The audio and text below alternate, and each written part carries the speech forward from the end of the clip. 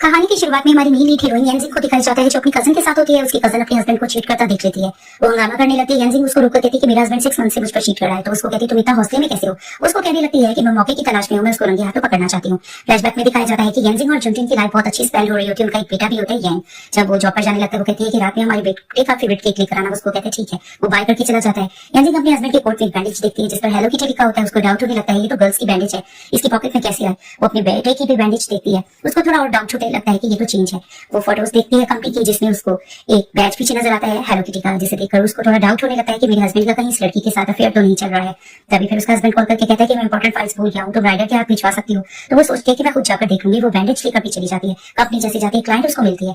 तभी फिर वो उससे बातों बातों में कहने लगती है कि मेरे हस्बैंड ने डॉक्यूमेंट्स का कहा था वो मैं लेकर आई हूँ। और वो कहती है कि मुझे चोट लगी, मुझे बैंडेज दोगी। वो उसको जो बैंडेज देती है लेकिन उस पर हेलो किटी नहीं होता। वो कीचेन के बारे में पूछती है। उसको कहती है कि मेरे बॉयफ्रेंड ने दिया है। तो वो सोचती है कि मैं कुछ ज्यादा सोच रही हूँ। घर आकर वो दोबारा से हेलो किटी का बैच देख रही होती है।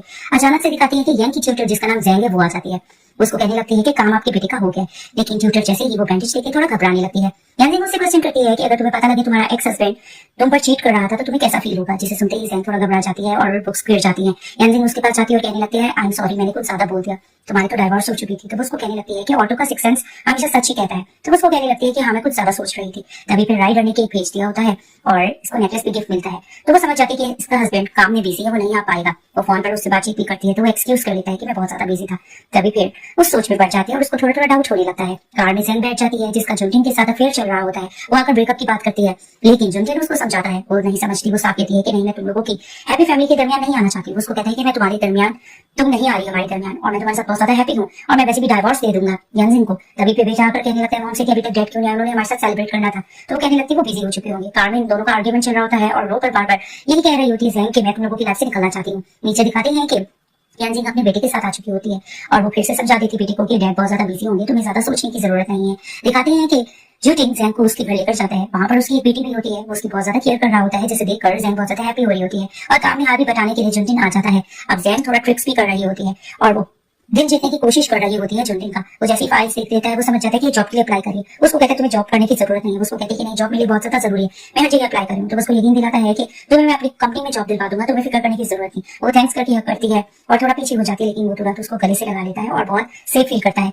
अब पार्क में अपने बेटे के साथ येनजिन होती है। अचानक से वो बैंडेज देख लेती है। वो पूछती है बैंडेज तुम्हें किसने लगाई है। वो कहता है कि मेरी ट्यूटर ज़ैंग ने लगाई। जिसे देखते उसको डाउट होने लगता है। रात भर वो सो नहीं पा रही तो उसको अपने हस्बैंड पे थोड़ा डाउट फील होता है और वहां पर ही वो ये चीज सोच भी रही होती है कि मेरी नजर से क्या चीज चुप गई है। और वो सेलफोन उठाकर सब कुछ सर्च करती है लेकिन सब कुछ डिलीट हो चुका होता है। लेकिन वो मन बना लेती है कि वो अपने हस्बैंड को रंगे हाथों पकड़ेगी। वो जिस रूम में ट्यूटर बैठती है वो वहां पर कैमरा इंस्टॉल कर लेती है और नेक्स्ट डे जैसे ही ट्यूटर आती है उसको कहने लगती है कि मैं आज रात थोड़ा देर से आऊंगी तो मेरे बेटे का ध्यान रख लें। हस्बैंड को भी कॉल करके ये बात बता देती है और ये सब कुछ पीछे से ज़ैंग सुन रही होती है। बाहर वो जाकर बैठ जाती है और इन पर नजर रख रही होती है। जैसे वो देखती है उसका हस्बैंड अंदर गया है वो उन दोनों की वीडियो कॉल पर हर चीज देख लेती है कि इनका अफेयर चल रहा था। वहां पर फिर से ज़ैंग ट्रिक्स कर रही होती है, जाने की बात कर रही होती है लेकिन पीछे से पकड़ लेता है जल्दी उसको और कहता है कि तुम मुझे दूर मत जाओ, तुम्हारे साथ बिताए हुए पल मुझे बहुत अच्छे लगते हैं, मैं तुम्हें बहुत ज्यादा मिस करता हूँ। ये सब कुछ देखकर रोने लग जाती है येनजिन और उसको फील होने लगता है कि इन दोनों का अफेयर वापस से चल रहा था, यानी कि मैं सच थी। और अंदर इनका आर्गुमेंट चल रहा होता है। वो कहती है कि अगर तुम्हारी वाइफ को पता चल गया कि मैंने तुम्हें जो पेन दिया था, फ्लैशबैक में दिखाया जाता है कि जो पेन डस्टबिन में इसके हस्बैंड ने वाइफ ने फेंक दिया होता है। बार बार ढूंढे जा रहा था, गुस्से से पूछता भी है। तो वो कहती मैंने तो डस्टबिन में फेंक दिया था। तभी फिर उसको सॉरी करता है, मैंने तुम पे गुस्सा किया, ये मेरी मेंटर ने दिया था, ये मेरा फेवरेट पेन है। जिसे सोचते ही दोबारा से रोने लग जाती है येनजिन। अभी सारी बातें इनकी सोचकर वो बहुत परेशान हो रही होती है। वो ये भी सोचती है कि इसके हस्बैंड कभी भी इसके साथ डीपी नहीं लगाई थी और हमेशा से उसको डिलीट कर देता है कि नहीं मेरे क्लाइंट्स है वो क्या सोचते होंगे। जाने की बात कर रही होती है ज़ैंग लेकिन उसका हस्बैंड पीछे से उसको पकड़ लेता है। सारी सच्चाई इसको पता चल जाती है और वो फूट फूट के रोने लग रही होती है। तभी फिर दिखाते हैं कि तेज बारिश होने लग रही होती है। तो उसको कहने लगता है भाई बारिश हो रही है, चलो मैं तुम्हें घर लेकर चलता हूँ। और दिखाते हैं कि जैसी भाई बैठती है इन दोनों को देखती है तो आकर इनको जोर से थप्पड़ मारने लगती है। तभी फिर अचानक दिखाती है इसका सपना था, इसको घर से कॉल आ जाती है और उसका बेटा कहने लगता है मुझे बहुत ज्यादा डर लग रहा है, मम्मा आप जल्दी से घर आ जाओ। उसको कहने लगती है कि ठीक है मैं जल्दी से घर आती हूँ और वो इन दोनों के कपल का रोमांस देखकर बहुत ज्यादा अपसेट फील कर रही होती है। नेक्स्ट डे दिखाते हैं कि ये डाइवोर्स फाइल करने के लिए चली जाती है। वहां पर हमारे मेन लीड हीरो मिस्टर गो को दिखाया जाता है जो कि मुड़कर देखते हैं येनजिन को और इनका भी एक फ्लैशबैक होता है। इनका पास गुजर चुका होता है और इसका लॉयर फ्रेंड इससे बातचीत कर रहा होता है कि तो वही लड़की है ना। फ्लैशबैक में दिखाया जाता है कि ये लोग स्कूल में इकट्ठे पढ़ते होते हैं। वहां पर दिखाते हैं कि ग्रेजुएशन के बाद जैसे ही वो बता देती है मिस्टर गो को कि मैं तो शादी करने जा रही हूँ, बहुत ही अच्छा लड़का है जिससे मैं शादी करूंगी। जिसे सुनते ही मिस्टर गो का दिल टूट जाता है क्योंकि वो पसंद करते होते हैं येनजिन को। तभी वो कहते हैं मैं वैसे भी अब्रॉड चला जाऊंगा, मैं तुम्हारी शादी में नहीं आ पाऊंगा। वो ये चीज इग्नोर करके वहां से चली जाती है और उनका दिल टूट जाता है। तभी फिर उसका फ्रेंड उसको टीज कर रहा होता है लेकिन वो उसको रोक देता है। अब अंदर लॉयर से वो बात कर रही होती है लेकिन उसको कहने लगती है कि सॉलिड एविडेंस की जरूरत तुम्हें पड़ेगी। पीछे से मिस्टर गो आ जाते हैं और कहने लगते हैं कि तुम अपनी शिकायतें दर्ज करा सकती है। और उसका बॉयफ्रेंड भी उसको पेशकश दे रहा होता है, लेकिन वो इग्नोर करके जाने लगती है। तो उसको कहता है कि इसमें क्या ही बात है, तुम यहाँ बात कर सकती हो डाइवोर्स की। तो उसको कहने लगती है कि मैं क्या बात करूँ, तुम तो मेरा मजाक उड़ाओगे। तो उसको कहने लगता है मैं हरगिज़ तुम्हारा मजाक नहीं उड़ाऊंगा, तुम अंदर चलकर आराम से बातचीत कर सकती हो। अंदर जाकर एविडेंस दिखा देती है यंजिन, और वो सब कुछ अपने हस्बैंड का बता देती है। बाहर से खड़ा मिस्टर घुस सुन रहा होता है कि इसके हस्बैंड ने किस तरह से इसको चीट किया था। इसका बॉयफ्रेंड इसको सारी चीजें बताता है कि किस तरह से तुम्हें इस पे नजर रखना होगा, बहुत सी सॉलिड एविडेंस लाके देनी होगी ताकि बेटी की कस्टडी में तुम्हें बहुत ज्यादा आसानी फील हो। वो बाहर जैसे निकलती है तो वो सोचती है कि मुझे प्लानिंग के मुताबिक सब कुछ करना होगा। मिस्टर घोष को अपना कार्ड दे देते हैं और कहने लगते हैं कि तुम्हें मेरी हेल्प की जरूरत है तो तुम बता सकती हो। तभी पर उसको कहने लगते हैं कि ऑलरेडी तुमने मेरा बहुत ज्यादा हेल्प पहले ही किया था। फ्लैशबैक में दिखाया जाता है कि स्कूल में जब भी कोई प्रॉब्लम आ जाती है तो वो जब भी इसके पास आती है तो उसकी प्रॉब्लम हमेशा सॉर्ट आउट कर देता है। तो उसका थैंक्स करके जाने लगती है, दोबारा होती है और उसका थैंक्स करते हुए मिस्टर घोष मुस्कुराने लगते हैं। तो दिखाया जाता है कि पीछे से फ्रेंड इसका टीज करने लगता है, लेकिन मिस्टर घोष ज्यादा उसको जवाब नहीं देते हैं। आप दिखाते हैं कि जुनजिन ने फाइल जैन की सबमिट करवाई होती है और कहने लगती है कि इस लड़की को जॉब दे दो, ये बहुत ज्यादा क्वालिफाइड है। जैसे ही घर आता है वो ये बात जैन को भी बता देता है और कहने लगता है कि तुम्हें जल्द जॉब मिल जाएगी। वहां पर कुछ पार्सल्स वगैरह भी आए होते हैं, वो रिसीव करता है और कार में बैठकर सब कुछ देख रही होती है यंजिन ने उन पे नजर रखी होती है कि किस तरह से ये लोग क्या कुछ कर रहे हैं। नेक्स्ट डे दिखाते हैं कि वो पहुंच जाती है ज्वेलर शॉप और वहां पर वो जॉब की बात करती है। लेडी कहती है तुम्हारा एक्सपीरियंस तो नहीं है, उसको बताने लगती है मेरा एक्सपीरियंस नहीं है लेकिन मुझे जॉब की जरूरत है। अब फ्यूचर का सीन दिखाया जा रहा है जब उसकी कजन उसके साथ खड़ी होती है तो उसको कहने लगती है कि तुम अपने हस्बैंड को नंगे हाथ कैसे पकड़ोगे। तो उसको कहती है तुम मुझ पर छोड़ दो, फिलहाल मुझे बहुत सा काम करना है। तो उसको कहती है क्या मतलब, क्या तुम्हें जॉब मिल गई है। उसको कहती है हाँ मुझे जॉब मिल गई है।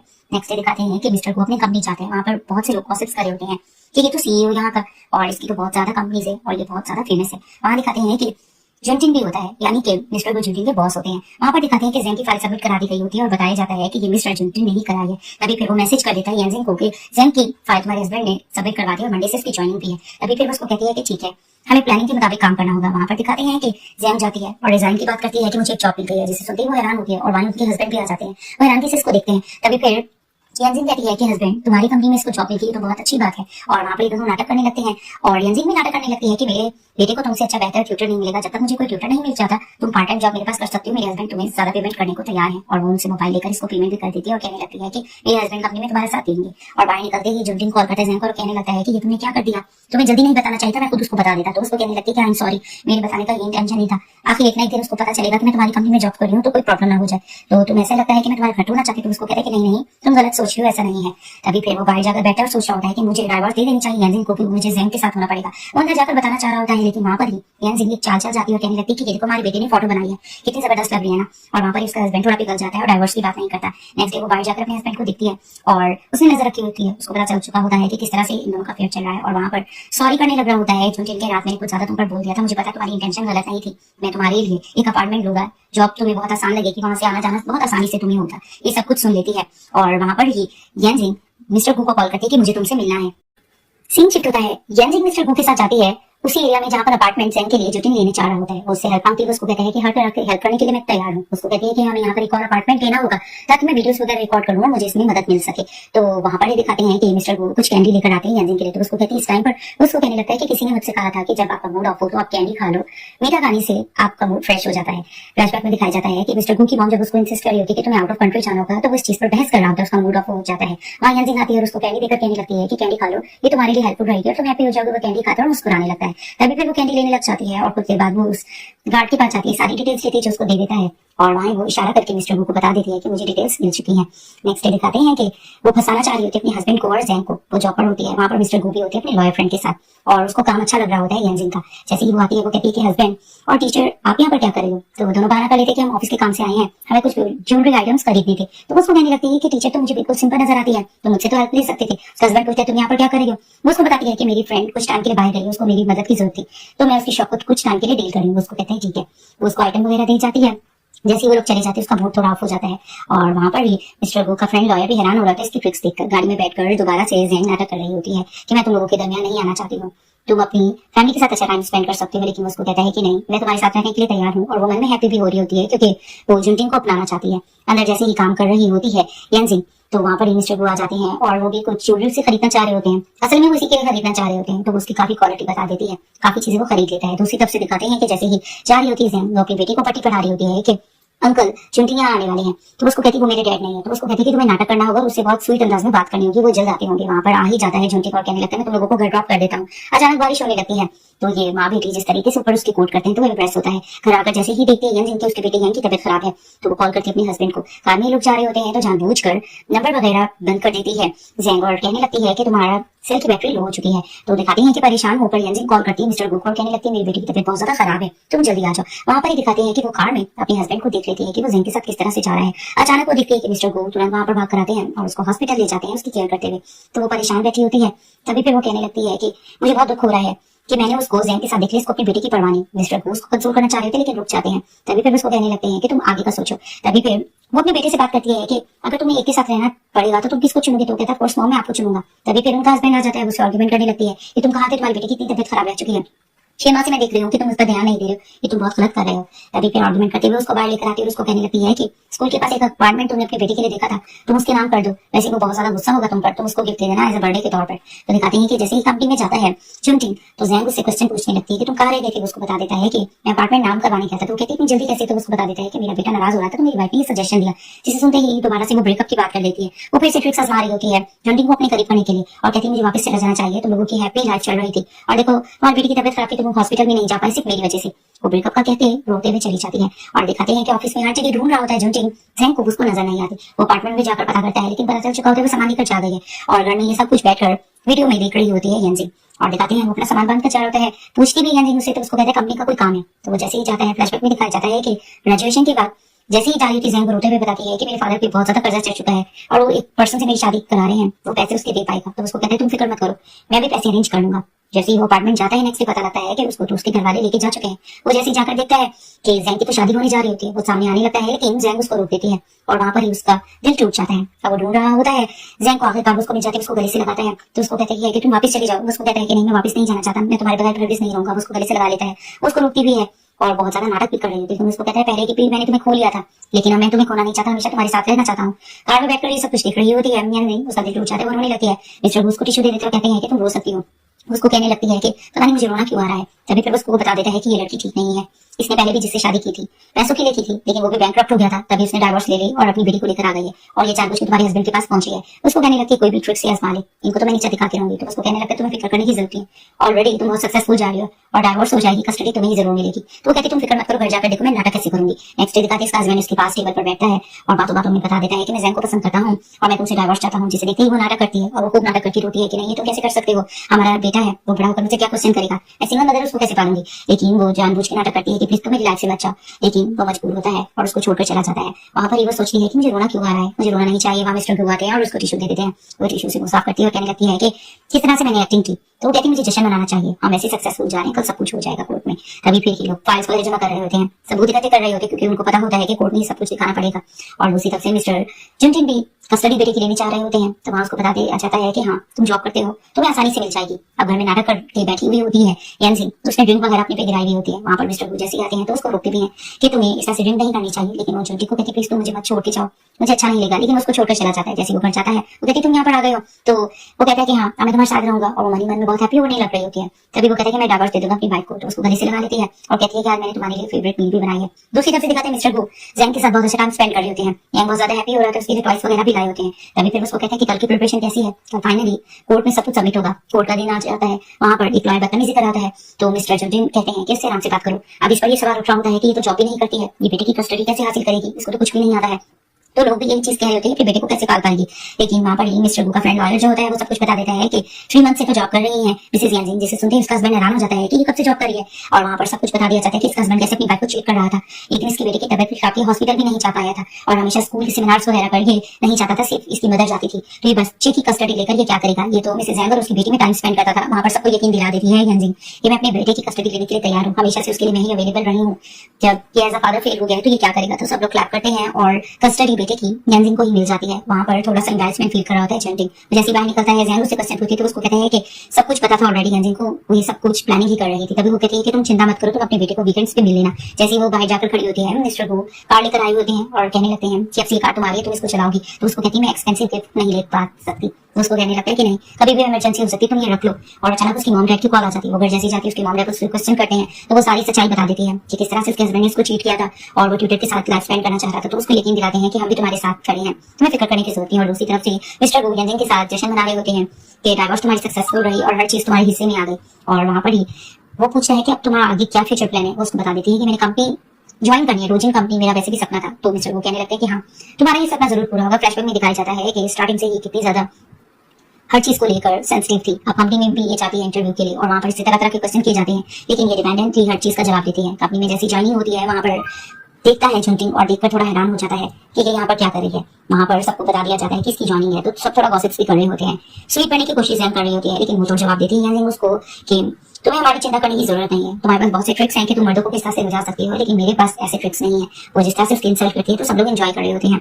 अब मिस्टर गो ने बुलाया हुआ होता है जुनटिंग को और उसको साफ कहने लगते हैं कि पर्सनल मैटर को तुम लोगों को दूर रखना होगा, कंपनी में तुम लोगों को जैसे ऐसा कॉली काम करना होगा। मैं यहाँ पर कुछ भी नहीं देखूंगा कि घरेलू कोई मसला चल रहा हो। और मिस्टर जुनटिंग उसको यकीन दिलाते हैं। वो बाहर निकलते हैं तो जैंग पूछती है क्या हुआ, कुछ प्रॉब्लम तो नहीं। तो उसको कहते हैं कोई प्रॉब्लम नहीं। तो उसको कहती है कि मैं बहुत ज्यादा सैड फील कर रही हूँ क्योंकि आते ही यांजिंग ने मुझसे बुरा सलूक किया है, लेकिन इट्स ओके, तुम्हें मेरी चिंता करने की जरूरत नहीं। वो जानबूझकर आग लगाने की कोशिश कर रही होती है।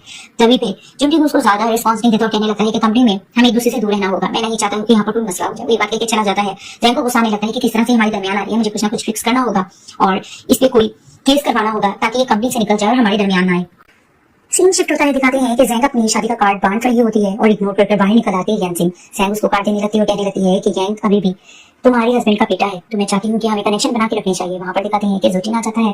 तभी फिर सुना देती है यांजिंग उसको कि अपनी वाइफ को संभाल के रहो। वहां पर मिस्टर गू जैसे आ जाते हैं तो कार में जैसे ही बैठ जाती है यांजिंग, तो मिस्टर गू फिर को ताना देकर चले जाते हैं। तभी फिर उसे क्वेश्चन करता है कि ये सब कुछ तुमने क्यों किया है। तभी फिर उसको कहने लगती है कि मैंने इसीलिए किया है क्योंकि तुम अपने बेटे को मिलोगे इस तरह से आसानी होगी। तो उसको कहता है कि चीजें तुम थोड़ा सा आर्टिफिकल करती जा रही है, चीज करने की जरूरत नहीं थी।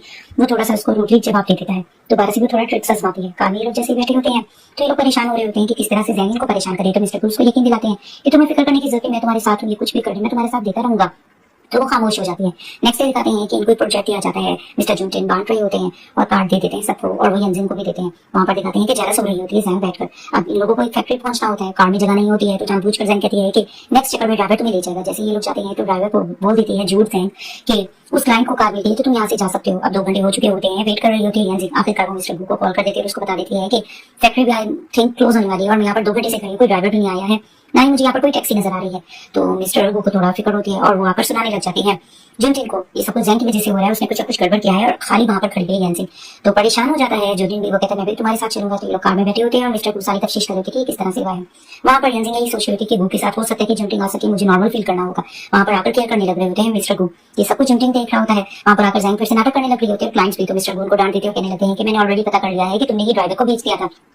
सुनते ही मिस्टर जुनटिन को भी गुस्सा आता है तो जैंग से क्वेश्चन करने लगते हैं, लेकिन मिस्टर गू को फायर कर देते हैं कि तुमने इस तरह से क्लाइंट को नुकसान पहुंचाने की कोशिश की, तो मैं तुम्हें यहाँ से निकाल रहा हूँ। सॉरी करने लग रही थी जैंग, लेकिन यांजिंग उनको खास जवाब नहीं देती और जाते जाते मिस्टर गू फिर से वार्न कर देते हैं जुनटिन को कि अपनी होने वाली वाइफ को तुम संभाल के रहो। कार में बैठे होते हैं तो उसको कहने लगता है कि क्या हुआ, तो वो थैंक्स करती है। तो फिर उसको कहता है थैंक्स करने की जरूरत नहीं, जैसी बात है तुम्हारे फोन की बैटरी खत्म होने वाली थी, सबसे पहले तुमने मेरा ख्याल सोचा, इट मींस कि इसको ट्रस्ट किया था। वो इस तरह की बात उसको कह देता है। तो उसको कहती है तुम इतनी डोमिनेटिंग क्यों हो गई हो। तो उसको कहता है डोमिनेटिंग तो नहीं हूँ, जस्ट तुम्हारी फिक्र कर रहा हूँ, तो मैं खोने से डरता हूँ कि तुम्हारे साथ कुछ होना चाहिए। घर जाकर मिस्टर जुनटिन लड़ रहे होते हैं जैंग से। जैंग कहने लगती है कि मैं तुमसे बहुत ज्यादा प्यार करती हूँ, मुझे ऐसा लग रहा था कि तुम्हें मेरी फिक्र नहीं हुई, ये सब कुछ मैंने इसलिए किया, मैं तुम्हें खोने से डरती हूँ। ऊपर से बातों में लेने की कोशिश करती है, लेकिन थोड़ा थोड़ा डाउट जुनटिन पे होने लगता है। जैसे ये लोग घर जाते हैं तो मिस्टर गू कहते हैं कि मैं तुम्हारे बोल तैयार कर रहा हूँ, तो फ्रेश होकर आओ। फ्रेश होकर आती है, वो देखती है कि मिस्टर गू सो चुके होते हैं, उसको ब्लैंकेट उड़ा देती है और वो देख लेती है कि मिस्टर गू की बर्थडे है।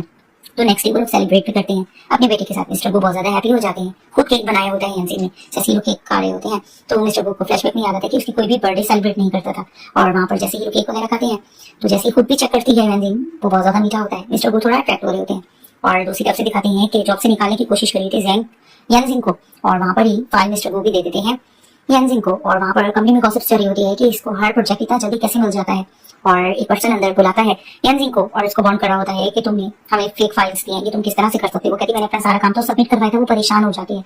मिस्टर गो उससे क्वेश्चनिंग भी करते हैं तो वो थोड़ा परेशान होती है कि मैंने तुम्हें परेशान कर दिया है ना। उसको कहने लगता है कि इस मामले को मैं खुद इन्वेस्टिगेट कर लूंगा, तुम्हें फिक्र करने की जरूरत नहीं। इनको साफ डाउट जैंग पर ही हो रहा है और इस चीज को लेकर ये लोग इन्वेस्टिगेट भी कर रहे होते हैं। आखिरकार लोग मिल ही जाता है यांजिंग को कि ये सब कुछ जैंग ने किया है। वो जैंग को मिलने के लिए बुलाती है और बातों बातों में वो उसको बात कर देती है कि तुम मुझे जॉब से निकालने की कोशिश करी, मेरे शॉर्ट भी तुमने छीन लिया। पहले तो वो इनकार कर रही थी, लेकिन जैसे एविडेंस दिखा देती है यांजिंग तो वो फुट फुट के रोने लगती है और कहती है कि मैं अपनी बच्चे की फ्यूचर के लिए सब कुछ कर रही हूँ, तुम्हारी वजह से मेरी जॉब चली। तो उसको कहती मेरा क्या, तुमने जो मेरा घर बर्बाद किया। इस चीज को लेकर उनका आर्गुमेंट चलता है। वो कहती है कि मैं ये सब कुछ दिखा दूंगी एविडेंस। वो रोकर मना भी करती है, लेकिन वहां से यांजिंग जा चुकी होती है। नेक्स्ट इस चीज को इन्वेस्टिगेट किया जाता है, लेकिन पता चल जाता है कि गिल्टी नहीं होती है यांजिंग और वो रिहा हो जाती है सबकी नजरों में। घर में आकर मिस्टर जुनटिन जैंग से क्वेश्चन करते तुमने ये सब कुछ क्यों किया। वो बातों बातों में कहती थी वो सब कुछ वीडियो मैंने नहीं की थी। तो उसको कहता है वीडियो की तो बात मैंने की भी नहीं थी। तो उसको कहने लगता है कि तुम मेरी लाइफ में बहुत ज्यादा प्रॉब्लम क्रिएट कर रही हो। तो वो सॉरी भी करने लगी होती है कि मैं जाकर खुद जाकर कंपनी सॉरी कर दूंगी। तो उसको कहता है सॉरी करने की जरूरत नहीं। तो उसको गले से लगा लेती है कि प्लीज जैसा तुम करोगे मैं वैसे करने के लिए तैयार हूँ। उसको कहता है तुम्हें घर में बैठकर मॉम डैड के साथ रहना होगा। घर में मॉम डैडी इसको ताना दे रहे होते हैं कि तुमने हमारी बेटी की जिंदगी तबाह कर दी, तुमने अच्छा नहीं किया है। वो उनको बनाने की कोशिश भी करती, वो नहीं मानती, पर जाकर वो अपनी बेटी को डांटती है कि तुम्हें जैसी डैड आएंगे उनको कहना होगा कि ग्रैंड पेरेंट्स मुझे मारे हैं। तो वो बाहर निकलते ही डैड को सब कुछ बता देती है कि मुझे ये लोग मार रहे हैं। तो मॉम कहने लगती है जुनटिन की ये झूठ बोली, इसको पट्टी पढ़ाई गई है, हम तो इसके साथ बहुत अच्छे से पेश आ रहे हैं। तभी फिर मिस्टर जुनटिन को गुस्सा था, वो अपने पेरेंट्स को ही गलत समझ रहा होता है और रोते हुए अंदर चली जाती है। जैसे ही वो अंदर जाती है तो अपनी बेटी को डांटती है, तुम रो क्यों रही थी, तुम सब कुछ सच बता देती ना। वो कहती है कि ग्रैंड पेरेंट्स मेरे साथ अच्छे, मैं झूठ कैसे कह सकती हूँ। तो उसको डांटने लगी होती कि नहीं, मैंने तुम्हें समझाया था ना, अगर तुम्हें फ्यूचर अपना अच्छा चाहिए, तुम्हें डैड का प्यार चाहिए, तो हमें बूढ़ा बूढ़ी को इस घर से निकाल देना चाहिए। ये सब कुछ मिस्टर जुनटिन सुन लेते हैं। वो अंदर आकर कहते हैं ये सब कुछ तुमने क्या किया है। तभी फिर वो क्वेश्चन करने लगते हैं कि मैंने तो तुम्हें बहुत अच्छा समझा था, लेकिन तुम मेरे साथ कैसे कर सकती हो। वो सॉरी करने लग रही थी और अपनी बेटी को भेजती थी बाहर। तो मिस्टर जुनटिन समझ जाती है इसके सारे ट्रिक्स और कहने लगते हैं मैं समझ गया हूँ, इट मीन्स कि तुमने इसको सिखाया था कि मुझे फादर को, और तुमने मुझे जाल में फंसाया, तुमने हमारी जिंदगी में बात की, तुमने बहुत गलत किया है। तो जाने लग रहा होता है तो उसको रोकती भी है, लेकिन उसको कहने लगते हैं कि मैं जल्दबाजी नहीं करना चाहता, लेकिन हमें ब्रेकअप कर लेना चाहिए, मैं तुम्हारे साथ नहीं रहना चाहता, तुम बहुत गलत किया है। वहां पर पुलिस आ जाती है अरेस्ट करने के लिए, क्योंकि इसके खिलाफ एविडेंस मिल चुके होते हैं जो इसने येनजिन के खिलाफ काम किया था। वो भीख मांग रही होती है कि प्लीज जुनटिन मेरा साथ दो। तो उसको कहने लगता है कि तुम्हारी बेटी का मैं ध्यान रख लूंगा, मॉम डैड भी यहाँ पर है, तुमने जो जुर्म किया तुम्हें उसकी सजा मिलनी चाहिए। तो जैसे ही वो चली जाती है मिस्टर जुनटिन बहुत ज्यादा सैड हो जाते हैं। वो अपनी बेटे के लिए टॉयज वगैरह भी लेकर जाते हैं, लेकिन बेटा कहता है मेरे पास बहुत से टॉयज है। वहां पर मिस्टर गू भी आ जाते हैं और जैसे वो बहुत ज्यादा टॉयज लाते हैं कि हैप्पी फैमिली देखकर मिस्टर जुनटिन को अच्छा फील नहीं होता। मिस्टर गू कहते हैं तुम यहाँ पर क्या कर रहे हो। तो टॉयज से चला जाता है, घर जाकर वो बहुत गिल्टी फील करता है। वो येनजिन के साथ बिताए पलों को याद करता है कि किस तरह से वो उसका ख्याल रखती थी और इनकी लाइफ कितनी अच्छी गुजरी थी और इसने इतना प्यारा इसको बेटा भी दिया। और वो यही सोचता है कि मैं फेल हो गया एज अ हस्बैंड, उसने मेरे साथ इतनी अच्छाई की और मैंने उसके साथ कितना बुरा किया, मैंने उसको चीट किया, काश इन 10 सालों में उसको खुश रख पाता। वो बहुत ज्यादा गिल्टी फील करता है। सीन शिफ्ट होता है, येनजिन बहुत बड़ी बिजनेस वुमन बन चुकी होती है और मिस्टर गो भी सेलिब्रेट कर रहे थे। वो ड्रिंक भी पी रही होती है। येनजिन हैरान होती है कि ये तो ड्रिंक नहीं पीता था, लेकिन मेरी खुशी के लिए पी रहा है। वो जैसी जाती है पीछे पीछे जुनटिन जाता है और उसको कांग्रेचुलेशन करता है। तो उसको कहने लगती है कि मैं डाइवोर्स ना लेती, मुझे ना पता लगता मुझे इतनी काबिलियत है। बातों बातों में वो बता देता है कि उसका और जैन का ब्रेकअप हो गया है। तो वो कहने लगती है तुम्हें वो का पर्सनल मैटर है, मुझे इसमें बिल्कुल इंटरफेयर नहीं करना। वो इग्नोर करके चली जाती है। मिस्टर गो ये सब कुछ देख रहे होते हैं। वो जैसे ही जाते हैं जुनटिन को और उसको एहसास दिला रहे होते हैं, ऑलरेडी वो गिल्टी में होता है और मिस्टर गो उसको बता देते हैं कि उस औरत का नकाब उतर गया, तुम्हें उसकी पता चल गया होगा कि उसकी क्या सच्चाई है। तो गिल्टी फील कर रहा होता है जुनटिन और बातों बातों में कह देता है कि मुझे पता चल गया है कि ये कंपनी अब मेरे काबिल नहीं रही है, मैंने यहाँ पर बहुत हार्ड वर्क किया है, लेकिन मैं डेजिग्नेशन लेटर भेज दूंगा। हम मिस्टर गू बहुत ज्यादा पी रहे होते हैं, उनको ड्रिंक सूट नहीं कर रही होती, येनजिन उसको पी रही होती है, लेकिन वो कहती तुम्हारी खुशी के लिए मैं पीऊंगा। उसको जैसे घर लेकर आती है तो वो नशे में होता है। तभी फिर उसको कहते हैं चुप हो जाओ। तो उसको कहती तुम नशे में हो, तुम क्लियर करो अपनी।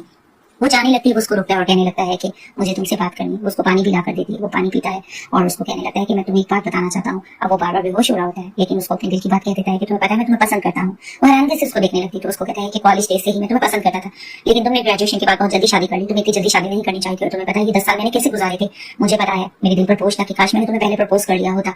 मुझे बहुत ज्यादा गिल्टी फील होता है कि मैंने तुम्हें अपनाया क्यों नहीं, मैं तुम्हें बहुत ज्यादा पसंद करता हूँ। मैंने ये 10 साल कैसे गुजारे, मैं बहुत ज्यादा एरोगेंट हो गया था, मुझे कोई तुम्हारे इस्तेमाल नजर नहीं आता था। मैं अपने आप को समझाता भी था कि तुम शादीशुदा हो, लेकिन फिर भी मैं तुम्हारे बारे में सोचता रहता था। तभी फिर उसके करीब होकर किस करने लग रहा होता है कि अचानक वो बेहोश हो जाता है और दिखाते हैं सुबह में जैसे वो उठता है तो पानी देती है उसको यानी, और उसको कहने लगती है तुम्हें रात के बारे में कुछ याद है। तो वो उसको तस्वीर भी दिखा देती है। तो वो जल्दी वहां से चला जाता है। उसका बेटा आकर मॉम से बात करने लगता है। तो उसको कहने लगती है कि तुम जल्दी अंदर चलो। जैसे ही वो बाहर आकर बैठता है तो उसको कहने लगता है कि रात जो कुछ मैंने तुमसे कहा था वो मैंने सच कहा था, मैं तुम्हें वाकई पसंद करता हूँ और मैं बहुत ज्यादा रोडलेस हो गया था, लेकिन जब से तुम मेरी लाइफ में आई हो तुमने मुझे रोशनी का काम किया। फ्लैशबैक में इनके सीन्स भी दिखाए जा रहे होते हैं। उसको साफ बताने लगता है कि कभी मेरी किसी ने बर्थडे सेलिब्रेट नहीं की जिस तरह से तुमने सेलिब्रेट की। मुझे ऐसा लगा कि घर असल में इसी को कहते हैं। तुम्हारे साथ रहकर मुझे बहुत अच्छा लगा, क्या तुम मुझे चांस देना पसंद करोगी। उसको कहने लगती है मैं डाइवोर्स हूँ, मेरा बेटा भी है, तो तुम्हें इसके लिए एतराज नहीं होगा। तो फिर वो उसको कहने लगता है कि नहीं, मुझे इसके लिए कोई एतराज नहीं होगा, तो मेरे साथ चलो। उसको रूम में लेकर जाते हैं। उसने रूम डेकोरेट किया होता है, जिसे देखिए वो पूछती है तुमने कैसे किया। उसको कहता है कि जब तुम्हारी डाइवोर्स हो गई थी मैंने सब कुछ डेकोरेट कर लिया था और ये बैंगल्स वगैरह भी मैंने तुम्हारे लिए गोल्ड खरीदे थे, क्या तुम्हें चांस देना पसंद करोगी। तो फिर उसको कहने लगती तुम पहले से ज्यादा जिद्दी हो चुके हो। वो फिर से चांस मांगता है तो वो ओके करती है, उसको गले से लगा लेता है। जैसे गिफ्ट लेकर ये लोग अंदर आते हैं, यानी इनके मॉम डैड भी मिस्टर गू से बहुत अट्रैक्ट हो रहे होते हैं। जिस तरह से ये दोनों कपल की तरह बिहेव कर रहे थे, इनके मॉम डैड भी बहुत ज्यादा हैप्पी होते हैं और उसके डैड कहते हैं कि इसने जिंदगी में बहुत हार्डशिप्स देखी है, अब से तुम्हें इसका बहुत अच्छे से ध्यान रखना होगा। तो वो प्रॉमिस करता है कि मैं अपनी बेटी का हमेशा से ध्यान रखूंगा क्योंकि मैं इसको बहुत ज्यादा पसंद करता हूँ। और वहां पर ही येनजिन भी मिस्टर गू से बहुत ज्यादा अट्रैक्ट हो रही होती है। वहां पर ही दिखाते हैं कि ये लोग डमलिंग्स भी बना रहे होते हैं और ये लोग फुल फैमिली मैटर एंजॉय कर रहे होते हैं। मिस्टर गू की मॉम कॉल करती है, जैसे ये लोग जाते हैं गिफ्ट्स वगैरह इसकी मॉम अपने बेटे को अंदर बुलाती है। वो अंदर जाता है तो वो उससे रूडली बात करती है क्योंकि वो बहुत ज्यादा डिसिप्लिन वुमन होती है, कभी भी इसको प्यार नहीं दिया होता, हमेशा चीज परफेक्ट करने का कहा होता है। इस चीज को लेकर इनकी आर्गुमेंट चलती है। वो साफ कहता है कि मेरी लाइफ में इधर आएगी तो जस्ट येनजिन आएगी, आपको एतराज है तो मैं चला, उसको लेकर चला जाता है। तभी मिस्टर गू की मॉम येनजिन को पुकारती है और उसको कहने लगती है मुझे शादी को लेकर एतराज है। तो उनको मनाने की कोशिश करती है लेकिन वो रूडली बिहेव करती है। उसको साफ कहने लगती है आपको पता भी है कि आपकी बेटी को लव की बहुत ज्यादा जरूरत है, आप इस शादी को मानो या ना मानो ये करके तो रहेगा, लेकिन हमेशा आपने उसको प्यार नहीं दिया, हमेशा आपको परफेक्शन लाइफ चाहिए, हमेशा आपको उसके नंबर पूरे चाहिए। इस तरह की बात करती है तो मिसेस गू उसको कहने लगती है कि ऑफ कोर्स आप देखो कितनी अच्छी लाइफ जी रहा है। उसको साफ कहने लगती है इस लाइफ का क्या फायदा, कभी आपने उसके साथ उसकी कोई बर्थडे विश की है या सेलिब्रेट की है तो उसको कहती है मैं बहुत बिजी होती हूँ, मैंने उसको बहुत ज्यादा गिफ्ट्स दिए, तो उसको कहती है गिफ्ट्स का क्या। कभी आपने उसके साथ कभी कोई फोटो ली है, वो इस तरह की बातें करके इमोशनल करती है मिसेस कू को और साफ कहने लगती है कि उसको परफेक्शन लाइफ की जरूरत नहीं है, उसको जस्ट एक लव की जरूरत है। उसने तो ये कहा है कि वो प्यार के लिए भूखा है और कभी भी आपने उसको वैसा प्यार नहीं दिया। तो उसको कहती है कि मैंने इस शादी को एतराज किया है लेकिन फिर भी तुम मेरे से इस तरह की बात करी। तो उसको कहती है ऑफ कोर्स फैमिली बहुत ज्यादा मैटर करती है, अगर आप आओगी वहाँ फोटो सेशन भी होगा तो आपके बेटे को बहुत ज्यादा अच्छा लगेगा। नेक्स्ट डे दिखाते हैं कि मिस्टर गु यंजिन से कहते हैं कि मेरी मॉम ने तो नहीं आना, तो उसको कहती थोड़ा और वेट कर लेते हैं। वो जाने लगते हैं तो मिसेस गु आ जाती है, तभी फिर वो देखकर हैरान होता है, वहाँ पर इनका फोटो सेशन चलता है और वो अपने बेटे को करीब आने का कहती है। इनकी फोटो ली जाती है, मिस्टर गु हैप्पी हो जाते हैं और मिसेस गु कहने लगती है कि यंजिन तुम्हें भी आना होगा। इनकी फोटो ली जाती है, वहाँ दिखाते हैं कि मिस्टर गु डिनर पर सबका वेट कर रहे होते हैं, अचानक से इनकी बर्थडे मनाई जाती है, जिसे देखकर वो हैरान होता है कि मेरी बर्थडे गुजर गई। तो उसको कहने लगती है कि ये तुम्हारी मॉम सेलिब्रेट करी और उन्होंने केक बनाए, जिसे देखते ही वो देखता है कि इसकी मॉम ने कुछ लेटर भी लिखा होता है। तो उसकी मॉम कहने लगती है कि मुझे केक नहीं बनाने आता, एक दो केक तो हमारे जल्दी फील हुई लेकिन यंजिन ने मुझे सिखाया, लेकिन मैं तुम्हें ये बताना चाहती हूँ कि मैं तुम्हें बहुत ज्यादा पसंद करती हूँ और तुमसे बहुत ज्यादा प्यार करती हूँ और अब से तुम्हारे लिए हर चीज मैं बनाऊंगी। मिस्टर वो बहुत ज्यादा हैप्पी हो जाते हैं क्योंकि उसने इस तरह का प्यार कभी देखा नहीं होता है। वहाँ पर दिखाते हैं कि ये लोग क्वालिटी टाइम अच्छा स्पेंड करते हैं, बर्थडे इनकी मना दी जाती है और वहाँ पर दिखाते हैं कि ये लोग सेल्फी भी लेते हैं, जिसे देखकर मिस्टर वो हैप्पी होते हैं। और दूसरी तरफ से जुंटी इनकी ये फैमिली फोटो देख लेता है, वो बहुत रिग्रेट कर रहा था कि उसने आके क्या किया अपनी एक्स वाइफ के साथ। अब बहुत ज्यादा सक्सेसफुल यंजिन जा रही होती है, इसकी कजन आती है, वो भी इसको बता रही थी कि मेरा डाइवोर्स हो गया, ये सब कुछ तुम्हारी वजह से पॉसिबल हुआ है। वो उसको एक गिफ्ट देती है और वहां से चली जाती है। सी बीच के पास वहाँ पर यंजिन खड़ी होती है, वहां का बेटा आता है और कहने लगता है हम बाहर डिनर करेंगे। तो मिस्टर गु भी एग्री कर जाते हैं। अब यंजिन मिस्टर गु के साथ बहुत प्रोटेक्टिव फील कर रही होती है, मन में यही सोच रही होती है कि ऐसा ही लाइफ पार्टनर और ऐसी लाइफ मैंने चाहिए थी और इसी तरह से ये लोग हैप्पी होते हैं और इस ड्रामे की हैप्पी एंडिंग हो जाती है।